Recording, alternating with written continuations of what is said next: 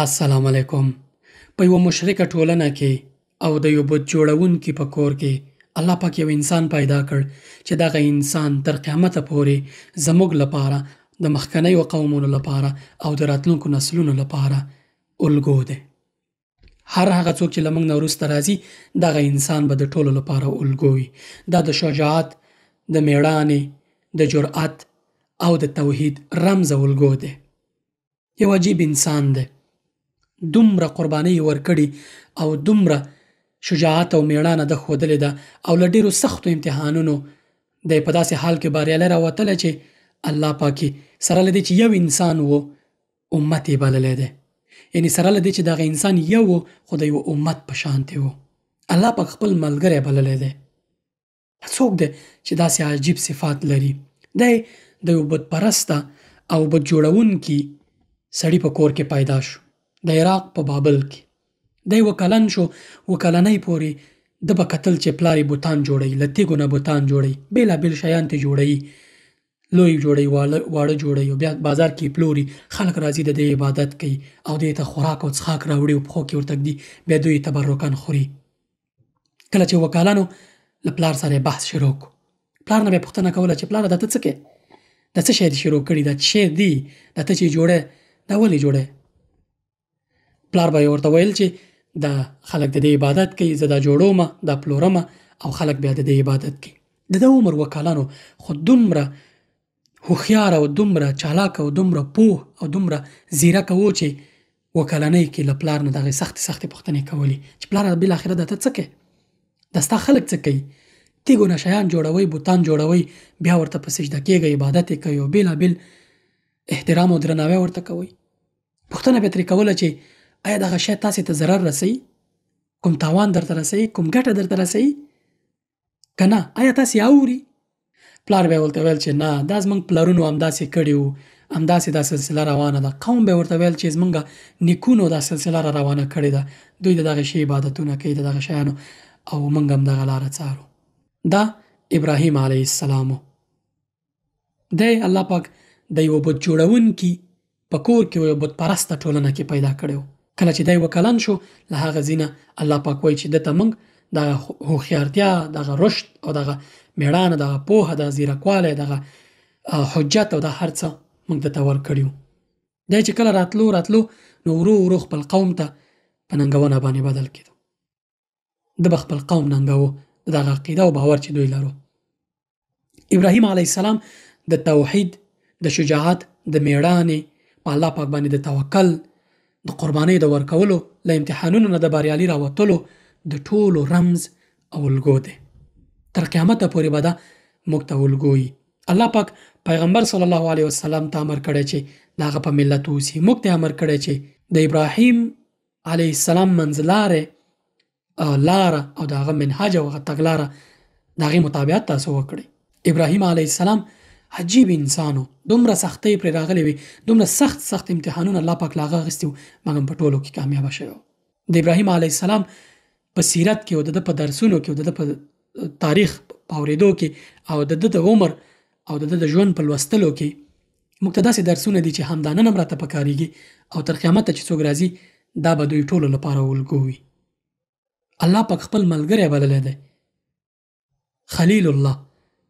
همداراز الله پاک سره له دې چې یو انسان او یو امت یې بللی دی.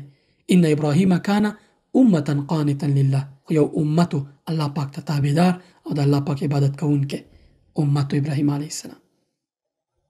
ابو الانبیاء یې بولي، د پیغمبرانو پلار دی. رسول الله صلی الله علیه وسلم د اسماعیل علیه السلام له لارې د ابراهیم علیه السلام په نسلونو کې راځي، په اولاده کې راځي. اسحاق علیه السلام، یعقوب علیه السلام، یوسف علیه السلام دا هم د ابراهیم علیه السلام اولاده ده. ټول پیغمبرانو، ځکه ورته ابو الانبیاء وایي. الله پاک د داسې رمز ټاکلی، داسې الګو یې ټاکلی چې تر قیامته به د نوم د خلکو په ذهنونو کې راتازه کېږي وخت په وخت.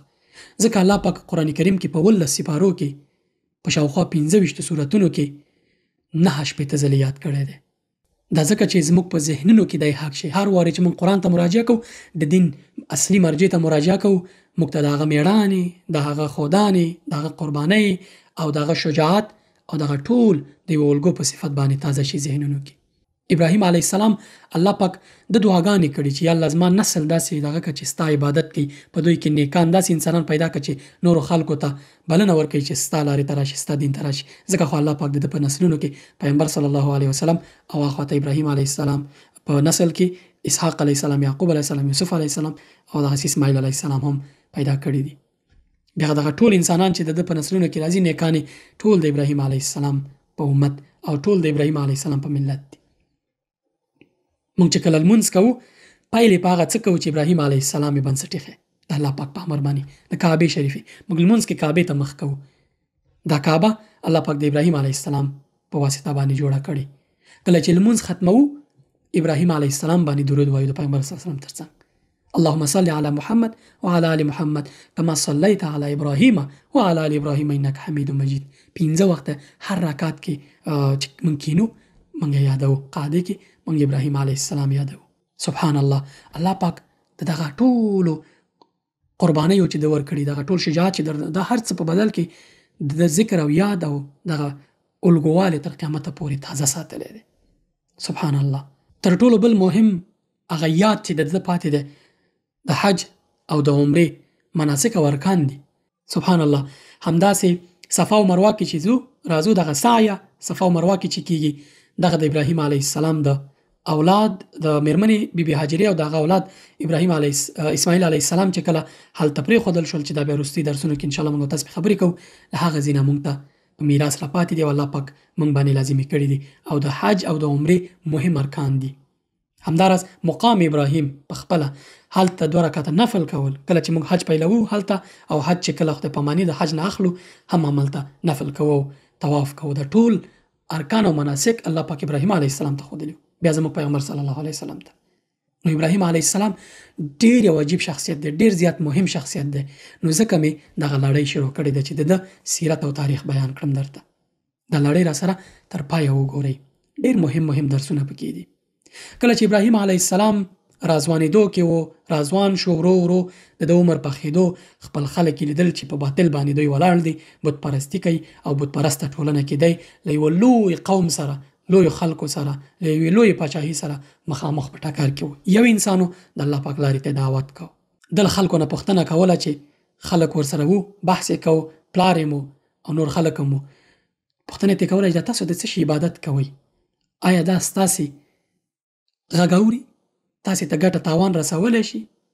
دا هر څه کولی شي؟ هغوی ورته په استدلال کې وایي چې موږ خپل پلرونه او خپل نیکونه په دې باندې موندلي چې دغه کار یې کوي او رواج دی، رسم دی، موږ هم کوو. ابراهیم علیه السلام ورته وایي چې زه دغه څه چې تاسو عبادت کوئ زه له دوی سره دښمني کوم، زه له دوی نه بیزاره یم، زه د یوه الله عبادت کوم. دا الله څوک دی؟ الذي خلقني فهو يهدين. دا هغه رب دی چې زه دغه رب عبادت کوم چې زه پیدا کړی یم او ما ته لارښوونه کوي.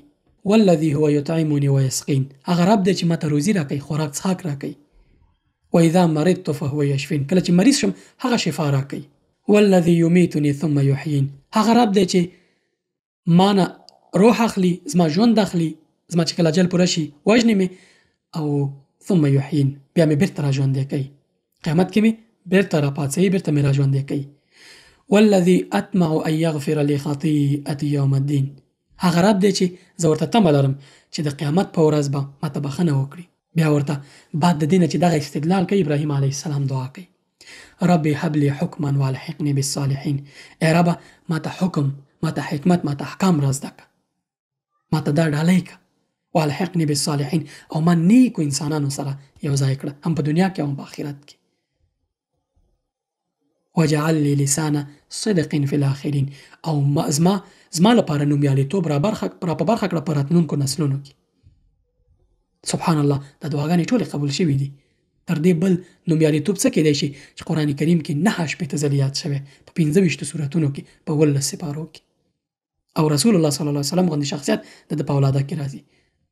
رسول الله صلی الله علیه وسلم وایي چې ابراهیم علیه السلام زما له پلرونو یا نیکونو نه دی.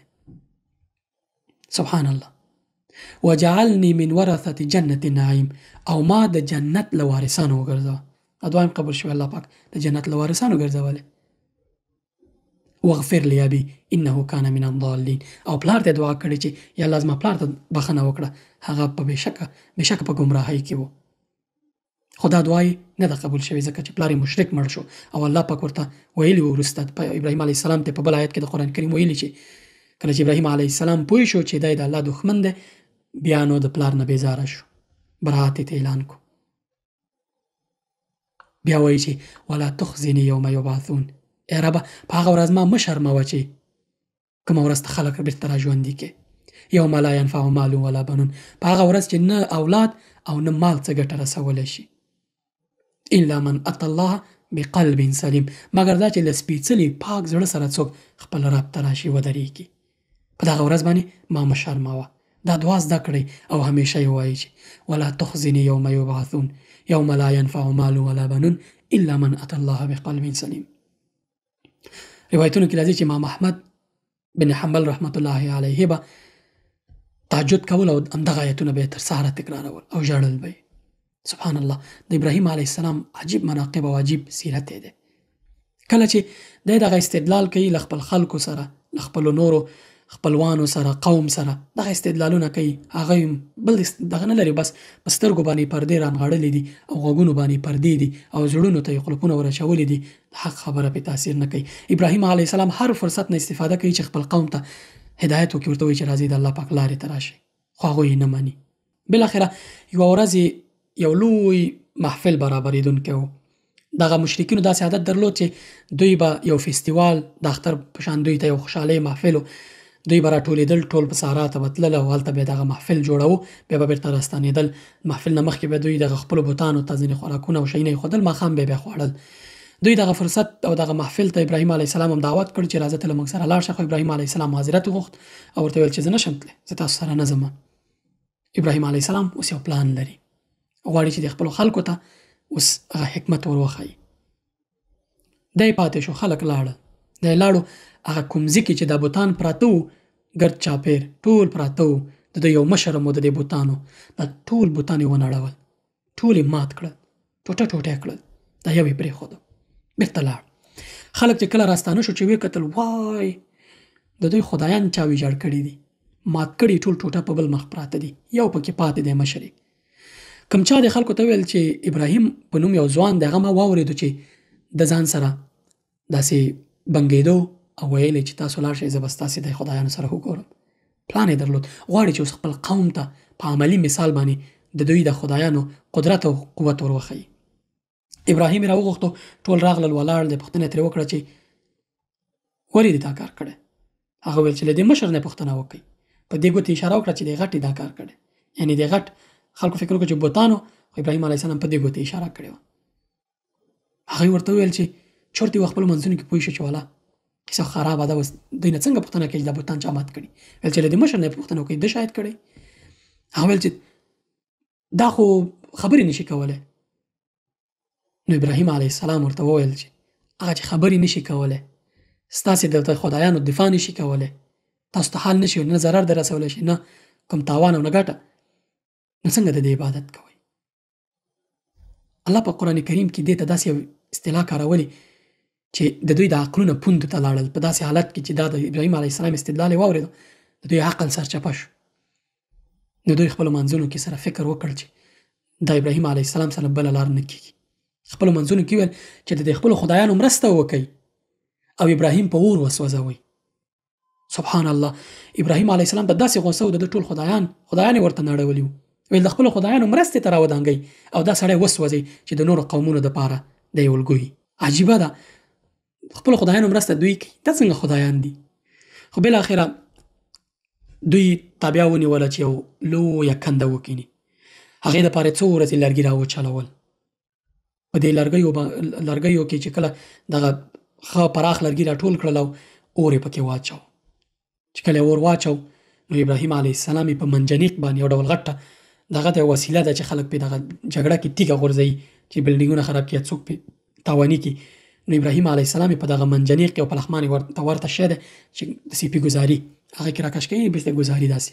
ابراهیم علیه السلام په دې کېناوه، لاسونه یې ورته تړلي دي، پلار یې دی، ټول قوم یې ولاړ دی. ابراهیم علیه السلام په منجنیق باندې ناست دی او په خوله باندې یوه دعا کوي. ملایکې په تمه دي چې الله پاک به اوس امر ورته کوي چې مرستې ته ورشي.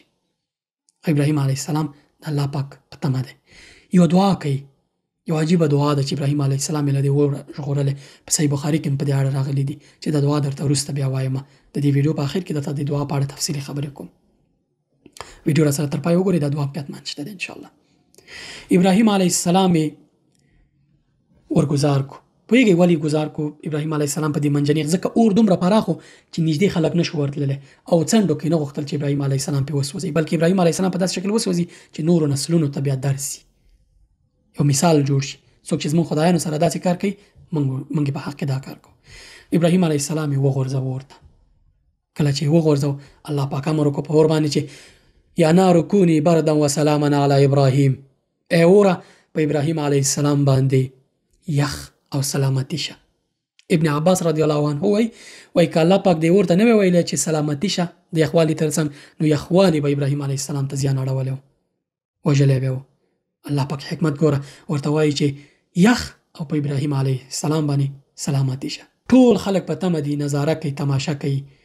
اور چې کله مړ شو، لوګیا یې مړ شو، اور خلاص شو، چې یو دنګ ځوان د اور په منځ کې ولاړ دی. خلکو او ابراهیم علیه السلام، ابراهیم دا خو نه دی سوی. ابراهیم د اور له منځه راووتو، سبحان الله، راغی. خلکو منځ کې یو د منګازاخ شو، خبره خپره شوه چې ابراهیم علیه السلام اور و نشو سوځولی او د ابراهیم رب ابراهیم وساتو. د دومره معجزې د خلکو په مخ کې، د خلکو سترګو پر وړاندې معجزه، اما بیا هم د دوی زړونه دومره تور شوي چې ایمان نه راوړي. ابراهیم علیه السلام راووتو، دا خبر خپور شو. د هغه وخت پاچا چې ډېره پراخه پاچایي لرله، نمرود ته خبر رسېږي. نمرود یې راغواړي، بحث ورسره کوي. اور ونه شو سوځولی، دا څنګه ځوان دی؟ جادوګر دی؟ څه دی؟ نمرود یې ځان ته راغواړي. په بله برخه کې درته د ابراهیم علیه السلام او د نمرود کیسه کوو. الله پاک چې انسان ساتي، د اور په منځ کې یې ساتي. کله چې ته په الله توکل کوي، د اور په منځ کې دې ساتي. څومره مشکلات چې لري، الله پاک دې ساتي. که ته په الله پاک باندې توکل وکړې، همدا نن ابراهیم علیه السلام په شان دې ساتي. څوک چې په الله توکل کوي، الله پاک یوازې نه پرېږدي. اوس لازم دی ته چې ابراهیم علیه السلام کومه دعا وویله چې الله پاک له اوره وژغورو. په حدیث شریف کې راځي او مفسرین وایي چې کله چې ابراهیم علیه السلام دغه خلکو اور ته غورځاوه، ابراهیم علیه السلام دا دعا وویله: حسبنا الله ونعم الوکیل. دا همغه دعا ده چې کله پیغمبر صلی الله علیه وسلم ته په یوه غزوه کې چې بېلابېل روایتونه راځي چې په کومه غزوه وه، کوم څوک راغلل ورته وویل چې مشرکینو یا ستا دښمنانو یا قریشو یوه لویه ډله جوړه کړې ده، یو پوځ یې جوړ کړی دی چې غواړي په تا حمله وکړي او تا له منځه یوسي. رسول الله صلی الله علیه وسلم له خپلو ملګرو نه غوښتنه وکړه چې دغه دعا تکرار ووایي: حسبنا الله ونعم الوکیل. کله چې دوی دا دعا وویله، الله پاک سملاسي د دوی دعاګانې قبول کړې. همداسې چې د ابراهیم علیه السلام دعا هلته قبول کړه او له اور یې بچ کړ، همداسې د رسول الله صلی الله علیه وسلم د ملګرو او د رسول الله صلی الله علیه وسلم دعا قبول کړه او د دوی په زړونو کې اطمینان پیدا کړ. دوی په هغه غزوه کې بریالي ستانه شول. بیرته که موږ او تاسې هم همدغه دعا وایو همیشه او الله پاک نه پرې مرسته غواړو، موږ به هم له مشکلاتو، دغسې جنجالونو او تکلیفونو نه بچ کړي. کله چې له مشکلاتو سره مخ کېږئ، همدا وایي چې حسبنا الله ونعم الوکیل. الله پاک په قرآن کریم کې د دغه آیت نه ورپسې آیت کې وایي چې فانقلبوا بنعمة من الله وفضل لم يمسسهم سوء واتبعوا رضوان الله والله ذو فضل عظیم. کله چې وایي دوی دغه دعا ویله، فانقلبوا بنعمة من الله وفضل لم يمسسهم سوء، دوی د الله پاک په نعمت، الله پاک په فضل باندې بیرته راستانه شول، په داسې حال کې چې ضرر ورته نه ورسېدلی. یعنې الله پاک وژغورل. هلته ورته مشرکینو ویل چې داسې یو پوځ یې جوړ کړی، داسې یو څوک راغی ورته ویل چې مشرکینو داسې یو پوځ جوړ کړی، داسې یو لښکر یې جوړ کړی، تاسو به له منځه یوسي. د دوی زړونه مطمئن شو، ایمان یې پیاوړی شو او همدغه دعا باندې چې حسبنا الله ونعم الوکیل. کله چې د شي ډار حس کوئ، کله چې کوم ډار حس کوئ، کله چې کوم حالت در باندې داسې راځي چې نه پوهېږئ څه وکړئ، مرسته در سره نه کېږي، تنها یوازې یاستئ، لکه څنګه چې ابراهیم علیه السلام او څنګه چې پیغمبر صلی الله علیه وسلم دوی کمزوري وو، خو د الله پاک په قدرت باندې او د دغې دعا په مرسته باندې دوی پیاوړي شو. همدا دعا وایي چې حسبنا الله ونعم الوکیل. الله پاک سملاسي د دوی جواب ویل. قران کریم کې د دې آیت پسې بعدي دغه فا کلمه چې کله په دغه کې راځي علماء وایي چې دا سملاسي د جواب په معنا ده چې څنګه دوی دعا کړې الله پاک قبول کړي. که موږ هم دا دعا وکړو الله پاک سملاسي قبلي. فانقلبوا بنعمة من الله وفضل لم يمسسهم سوء واتبعوا رضوان الله. دوی بیرته راستانه شول په داسې حال کې چې بریالي وو، هیڅ ضرر ورته نه ورسېدل. د الله پاک په فضل او نعمت باندې له کوم ضرر پرته، له کوم تاوان پرته دوی بیرته راستانه شوي وو او دوی د الله پاک رضا لټوله په دغه څه کې چې دوی کول. یعنی دغه کوم دعا چې دوی کوي، دا کوم غزوه چې دوی کوله، غزا یې کوله، په هغې کې دوی د الله پاک رضا لټوله او په دغه دعا باندې دوی د الله پاک خوشحالي لټوله او الله پاک نه مرسته غوښتله. الله پاک هم ورته په بدل کې د دوی هغه څه چې یې غوښتل ورې کړل، ویې ژغورل او زړونه ورته مطمئن کړل. نن ورځ هم د دغې دعا تاسو استفاده کولی شئ. همدا دعا وایي چې هر وخت مشکل سره مخ کېدلی. وروسته له دې چې ابراهیم علیه السلام له دغه اوره وژغورل شو، د خلکو ترمنځ خبره خپره شوه، اوازه خپره شوه چې دغسې ځوان دی او خلکو اور ته وغورځاوه، بیا هم ونه سوځول شو. الله پاک وساتو. د وخت پاچا نمرود چې پاچایي یې ډېر زیاته ځایونو پورې خپره وه او یو واکمن او قدرتمن پاچا و، هغه ته خبر رسېږي. روایتونو کې بېلابېل راځي چې دی څنګه د ابراهیم علیه السلام او د نمرود ترمنځ دغه بحث شوی دی. خو صحیح روایت هم دا دی چې کله چې د ابراهیم علیه السلام اور ونه شو سوځولی، دغه نمرود وغوښتو ځان ته چې دا راورېده څوک دی. ابراهیم علیه السلام نه پوښتنه وکړه چې څنګه چل دی وکړو، څنګه قصه ده چې ته اور ونه شې سوځولی، څنګه دې ځان بچ کړو. ابراهیم علیه السلام ورته وایي چې زه مې الله بچ کړم، الله پاک بچ کړم. نمرود ورته وایي چې زما نه غیر بل الله شته، له هغه بل چا نه دې مرسته غوښتې، الله خو زه نعوذ بالله. نمرود داسې و چې د به خلک راتلل، د نه به یې خواړه غوښتل، د به بیا خلکو ته د دې په بدل کې پوښتنه به یې کوله چې ستا رب څوک دی، چې زما رب دی نعوذ بالله، بیا به یې خواړه ورکول. انسانانو باندې چپه ورسته پاچایي وه. ابراهیم علیه السلام چې مخکې ودرېد، ځوان دی ولاړ دی، وایي چې څنګه دې د اور نه بچ شوي، وایي چې زه الله بچ کړم، زما رب. وایي دا رب دې څوک دی، زما نه غیر بل رب لري؟ وایي چې ربي الذي یحیی و یمیت، رب مې هغه څوک دی چې ژوند هم ورکوي، مرګ هم ورکوي او ژوند هم بیرته ورکوي. انسان ژوندی کوي، بیرته انسان وژني. نمرود ورته وایي چې دا کار خو زه هم کولی شم.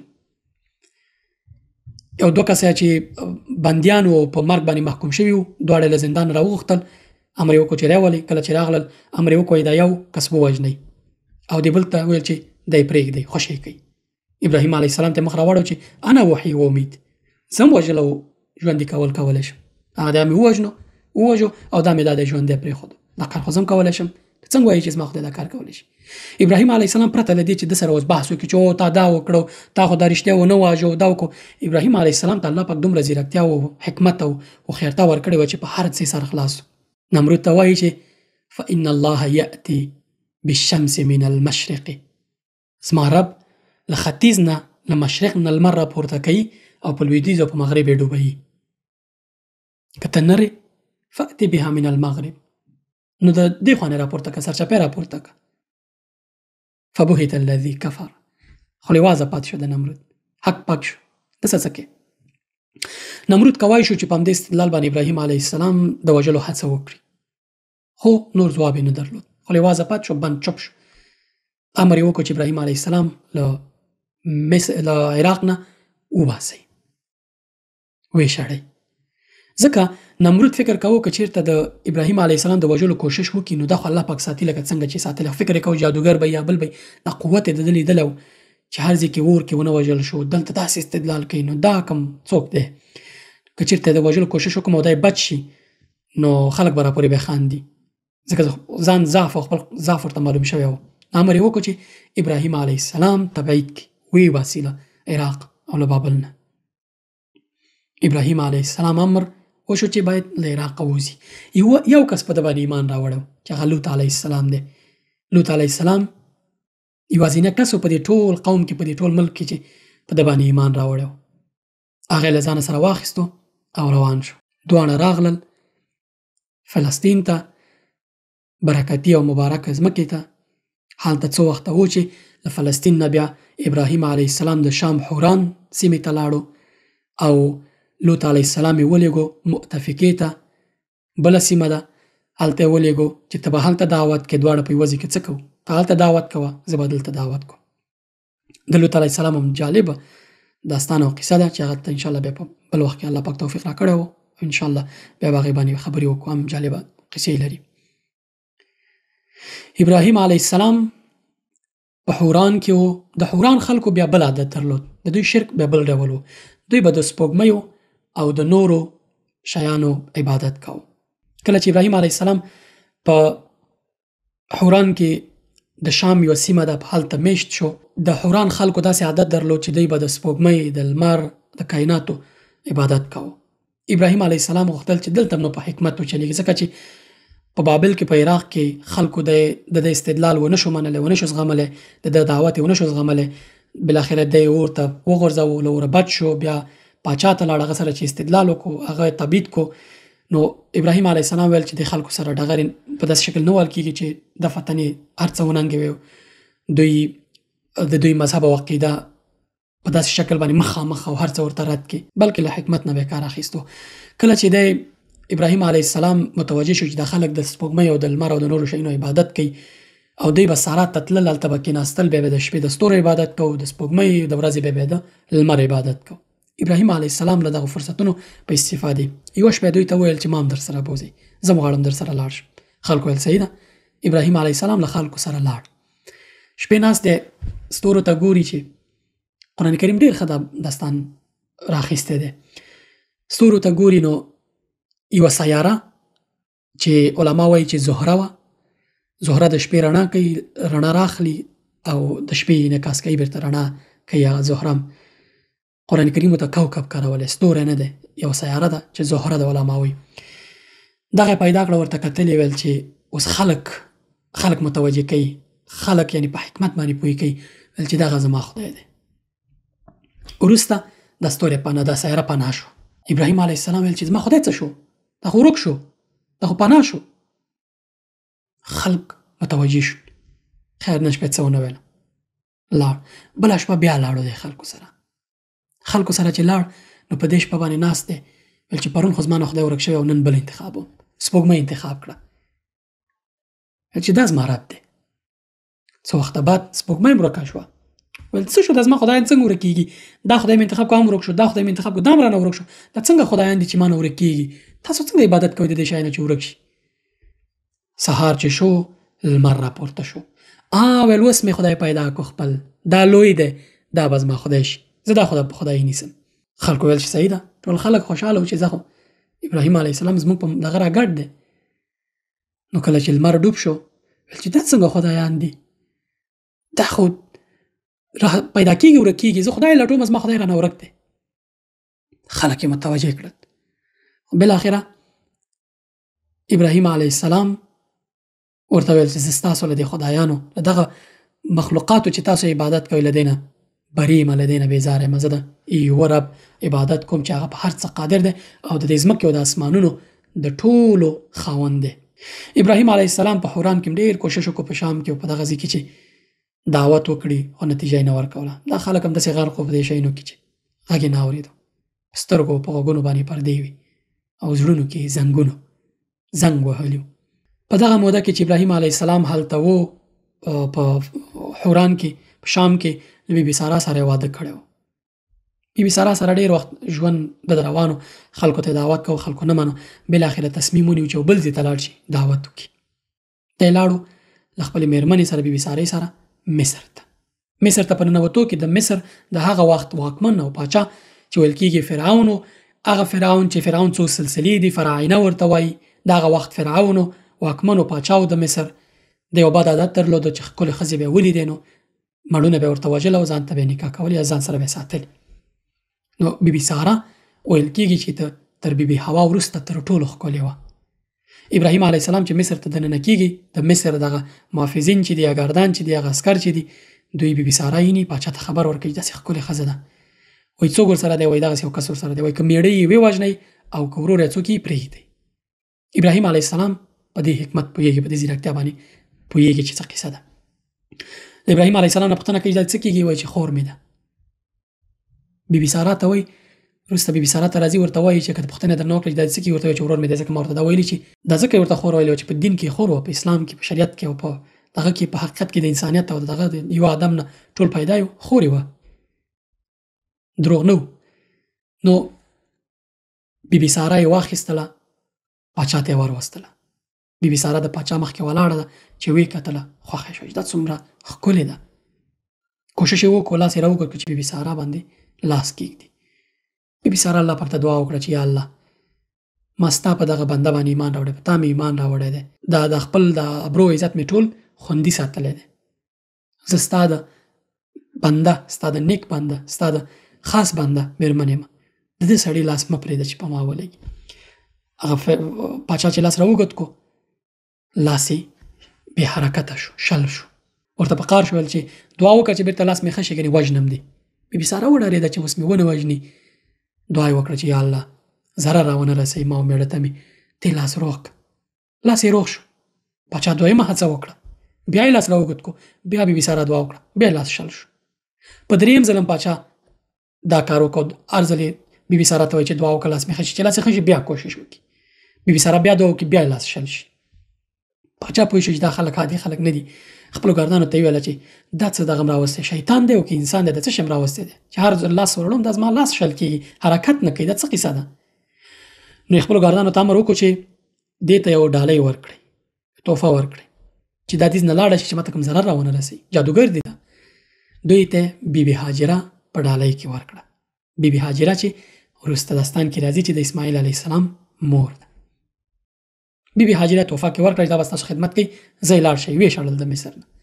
دوی بیرته راغلل فلسطین ته. فلسطین کې میشت شو. وخت تېرېدو کې ابراهیم علیه السلام شاوخوا 90 کلن شوی و. بیبي ساره ناسته ده، ګوري چې ویښتې سپین شوي دي د مېړه. نو یې ابراهیم علیه السلام ته وړاندیز وکړو چې بیبي هاجرې سره واده وکړي، د خدمتګارې سره واده وکړي که الله پاک اولاد ورکړي. د دوی اولاد نه و تر دغه وخته پورې. الله پاک اولاد ورکړي چې دغه د ده د میراث او د نسل او دغه پاتې. نو ابراهیم علیه السلام له بیبي هاجرې سره واده وکړ. د دوی ژوند روان. بیبي هاجرې سره ابراهیم علیه السلام واده وکړ. څو موده وروسته الله پاک دوی ته یو زوی ورکړ، اسماعیل علیه السلام.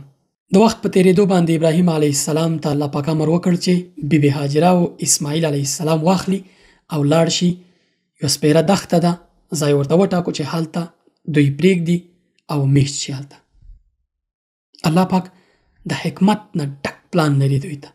هغه پلان چې تر ننه پورې موږ ته ګټه را رسېږي. هغه پلان چې د هغې نسل نه بیا زموږ رسول الله صلی الله علیه وسلم هم راغلی. الله پاک امر کوي چې د ابراهیم بیبي هاجره او اسماعیل علیه السلام دی بوځي دغې دښتې ته. دا مکه ده یا بکه ورته وایي، دواړه نومونه دي. ابراهیم علیه السلام خپله مېرمن بیبي هاجره او اسماعیل علیه السلام راواخیستل. بیبي ساره یې هلته په فلسطین کې پرېښوده. دوی راوستل مکې کې، دلته میشت کړه. دغه مکه کې سپېره ډاګ دی، هېڅ شی نشته دی، 2 غونډۍ دي او په منځ کې اسماعیل علیه السلام او بیبي هاجره ده. الله پاک ابراهیم علیه السلام ته ویلي چې همدغه ځای کې پرېږده، ته تې ځه. ابراهیم علیه السلام بیرته ستنېدو کې بیبي ساره ورسره، بیبي هاجره ورسره استدلال کوي چې ته څه کوې، موږ دلته ځان له پرېږدې، دا ماشوم ګوره، ما ګوره د 2-3 ورځو خوراک به نه وي، 2 ورځو خوراک دی موږ سره، او ته بیرته ځې، موږ به څه کوو دلته، خو موږ له ولږې او د تندې نه مړه کېږو په دې سپېره دښته کې. ابراهیم علیه السلام هېڅ ځواب نه ورکوي. بالاخره بیبي ساره پوهېږي چې خبره خو شته. ورته وایي چې آیا الله پاک دا باندې امر کړی چې موږ دلته پرېږدي؟ دا د الله پاک امر دی. ابراهیم علیه السلام ورته وایي چې هو. بیبي هاجره ورته وایي چې بیا نو الله پاک موږ نه ضایع کوي، ځه لاړ شه. بیبي هاجره او اسماعیل علیه السلام په دې سپېره ډاګ باندې دي. خوراک او څښاک څه چې لري هغه خلاص شو. بیبي هاجره هم تږې ده، اسماعیل علیه السلام تږی دی، اوبو پسې ګرځي. یوه غونډۍ د دې سر ته ځي، بله غونډۍ د دې سر ته ځي. یوه غونډۍ د دې سر ته ځي چې لاندې وګوري کوم کاروان تېرېږي، اوبه ترې وغواړي، بېرته راځي. د اسماعیل علیه السلام پوښتنه کوي چې دته کوم ضرر نه رسېدلی، چې مړ شوی نه وي، تنده ده، ولږه ده، څه وکړي، حیرانه پاتې ده. همدا منډې وهي راځي، ودفېزي راځي. دا هغه ځای دی چې صفا او مروه یې بولي. دا صفا او مروه غونډۍ د بیبي هاجرې دغه کوم منډه چې کړې دا خواته تللې ده او دې خواته راغلې ده، دغه مناسک یا دغه رواج چې کوم بیبي هاجرې کړی دی، نن یې په حج کې مسلمانان کوي او مهم رکن دی د عمرې او د حج. الله پاک بیبي هاجرې ته څومره غټ مقام ورکړی. دغه امتحانونه چې په دوی باندې تېرېږي هر یو یې د مسلمانانو دپاره الګو او د عمر دپاره درس دی. بالاخره بیبي هاجره وځل ځي راځي په همدې غونډۍ باندې بېرته اسماعیل علیه السلام مخې ته چې راځي ګوري چې اسماعیل علیه السلام پښو لاندې د اوبو چینه راخوټېږي. سبحان الله. الله پاک جبرائیل امین را لېږلی او امر یې پرې کړی دی چې په خپل وزر باندې ځمکه ووهه چې اسماعیل علیه السلام او بیبي هاجرې ته اوبه راوخوټېږي له ځمکې را پیدا شي. دا زمزم اوبه دي. زمزم اوبه همغه د اسماعیل علیه السلام او بیبي هاجرې په برکت الله پاک پیدا کړي. تر ننه یې مسلمانان څکي او برکتي او خوندورې اوبه دي. برکت دی پکې. دا د اسماعیل علیه السلام او بیبي هاجرې علیه السلام د برکت الله پاک دغه چینه راخوټولې، دغه زمزم اوبې را پیدا کړي. مخکې له دې چې ابراهیم علیه السلام له دغه سیمې لاړ شي، له دغه ځای لاړ شي، الله پاک ته دعا کوي چې یا الله ما د خپل اولاد په داسې ځمکه باندې پرېښې ده چې نه زراعت شته، نه خوراک شته، نه څښاک شته، خو یا الله ته په دوی باندې رحم وکړه، په دوی باندې دغه روزي او خوراک ورکړه او د خلکو زړونه دوی ته مایله کړه چې دوی ته مرسته وکړي، خوراک ورکړي، څښاک ورکړي او ورسره ته دغه لاره ورته د خوراک او څښاک برابره کړه. ابراهیم علیه السلام د الله په ډاډ له دې ځای نه ځي. زمزم خو ورته پیدا شو. اوس د الله پاک حکمت ګوره. په دغه سیمه باندې بیبي هاجره له دغه زمزم نه یو خاوره تاووي، داسې اوبه دغه اوبو نه یو ډوپۍ را جوړوي، دغه ترې راتاووي چې دغه اوبه پکې راډنډ شي تر څو یې راټولې کړي او پاکې کړي، بیا یې وڅکي. ابن عباس رضی الله عنه وایي که بیبي هاجرې دغه اوبو نه دغه ډوپۍ نه وای جوړه کړې، د اوبو به مشرق او مغرب ټول ډوب کړی او نیولی وي. بیبي هاجرې دغه اوبو نه یو دغه راتاو کړو، یو بند غوندې راتاو کړو چې اوبه اخواته دې خواته لاړې نه شي. د الله پاک حکمت ګوره. په دغه سیمه باندې یمن کې یو غټ بند دی، دا نړېدلی دی. د یمن خلک چې اصلي عربان دي، د عربانو اصلي نسب یمن ته راجع کېږي، یمن ته راځي. دلته یو غټ بند دی، دا نړېدلی دی او خلک مجبوره شوي دي سیمې اوبو نیولي، خلک را مهاجر شوي دي. په دوی کې یوه قبیله ده چې جرهم نومیږي. دغه قبیله راغلې ده همدغه ځایونو کې یو ځای لټوي چې اوبه پکې او هلته میشت شي. دوی ګوري چې په اسمان کې مرغۍ تاویږي. دوی وایي چې په دې مکه کې خو دغه سپېره دښته ده، دلته خو موږ اورېدلې چې نه اوبه شته نه څه شته، دا څنګه؟ یو کس رالیږي ګوري چې یو ښځه ده، یو ماشوم دی او اوبه دي. بېرته خپل خلکو ته خبر ورکوي، ټول راځي بیبي هاجرې سره خبرې کوي. دا چې دا ډېر ښه خلک و، ډېر درانه خلک و، بیبي هاجرې ته کولی شو په زور ترې اوبه واخلي، خو داسې نه کوي. بیبي هاجرې سره تړون کوي، ورته وایي چې موږ به دلته میشت شو، دغه اوبو نه به استفاده کوو، په بدل کې به تا ته خواړه درکوو. د ابراهیم علیه السلام دعا قبلېږي چې الله پاک د خلکو زړونه دوی ته مایله کوي او خوراک ورکوي. بیبي هاجره ورته وایي صحیح ده، دوی خوراک ورکوي، په بدل کې اوبه څښي. ابراهیم علیه السلام په دغه موده کې ځي راځي. اسماعیل علیه السلام وروسته له همدغه قوم نه یو چا سره واده کوي. ابراهیم علیه السلام او بیبي هاجره خپل زوی ته دغه قوم کې واده کوي. د همدغه ځای نه دغه د ابراهیم علیه السلام او د اسماعیل علیه السلام او د بیبي هاجرې او بیا د هغوی د نسل او نسب هم داسې راځي تر دې چې رسول الله صلی الله علیه وسلم هم د دوی په نسب کې راځي. ابراهیم علیه السلام چې کله خپل اولادونه مثلا میرمن او خپل زوی اسماعیل علیه السلام او بیبي هاجره هلته میشت کړل، په مکه کې دوی هلته زمزم پیدا شو، بالاخره خلک راغلل، شاوخوا میشت شول، یو کلی جوړ شو، د ژوند سیستم روانو. ابراهیم علیه السلام په دغه موده کې تلو راتلو، حتی ویل کېږي په کال کې 2 ځل 3 ځل به خپلو دغه اولاد او میرمنې لیدو ته تو راتو. هلته په شام کې په فلسطین کې د ده بله میرمن وه بیبي ساره، هغې ته به ورتو راتو، نو دلته به دې کورنۍ ته تو راتو. یو دفعه ابراهیم علیه السلام راغی او ویده و د شپې چې خوب یې ولید. ابراهیم علیه السلام خوب ولید چې خپل زوی اسماعیل علیه السلام ذبحه یا حلالوي. یو ځل، بله شپه بیا خوب ولید، حتی ویل کېږي 3 شپې یو سر په سر خوب ولید چې خپل زوی، نازولی زوی چې الله پاک له 80 کلنۍ وروسته چې هېڅ زوی نه درلود تر دغه عمره، له دې نه وروسته الله پاک یو نازدانه زوی ورکړ، اوس خوب ویني چې دغه ذبحه کړي، دغه حلال کړي. ابراهیم علیه السلام چې د الله پاک ډېر تسلیم او الله پاک ته مخلص بنده و، دا خوب یې ولیده او ورسره نارامه دی. خپل زوی یې راواخیستو، یو لرې ځای ته لاړو، هلته ورسره مشوره کوي. دغه عظیم کار دپاره دغه لوی امتحان دپاره چې انسان یې په اړه تصور نشي کولی ابراهیم علیه السلام خپل زوی اسماعیل علیه السلام واخیستو لرې ځای ته لاړ او هلته یې د ده سره مشوره وکړه. الله پاک په قرآن کریم کې د دوی دغه حادثه دغه څه چې پیښ شوي دا را نقل کړي دي. اعوذ بالله من الشیطان الرجیم فلما بلغ معه السعی کله چې ابراهیم علیه السلام خپل زوی اسماعیل علیه السلام یو لرې ځای ته بوتو او لرې مسافه دواړو ووهله هلته یې ورته وویل چې یا بنی انی ارى فی المنام انی اذبحک زه په خوب کې وینم چې زه تا ذبحه کوم. دا خوب سر په سر وینم چې زه تا حلالومه. ابراهیم علیه السلام دته اختیار ورکوي ورته وایي چې فانظر ماذا ترى ته وګوره چې ستا نظر څه دی. زه خو دغه خوب وینم دغه راته امتحان ښکاري د الله پاک امتحان دی چې موږ امتحانوي ما امتحانوي نو ته څه فکر کوې په دې اړه. اسماعیل علیه السلام چې د داسې یو عظیم شخصیت په کور کې تربیه شوی دی د بیبي هاجرې غوندې یو صابره او مخلصه مور لري او د ابراهیم علیه السلام غوندې یو پلار لري ځواب کې ورته څه وایي قال یا ابتي افعل ما تؤمر ستجدني ان شاء الله من الصابرین. ای پلاره هغه څه چې تا ته امر شوی دی هغه امر ترسره کړه او ته به ما حتما ان شاء الله له صابرانو څخه ومومي. فلما اسلم وتله للجبین وروسته له دې نه چې دواړه سره سلا مشوره وکړه تسلیم شو د الله پاک دغه امر ته نو ابراهیم علیه السلام خپل زوی اسماعیل علیه السلام پړ مخ څملاوه د تندی مبارک یې ورته په ځمکه کېښودو.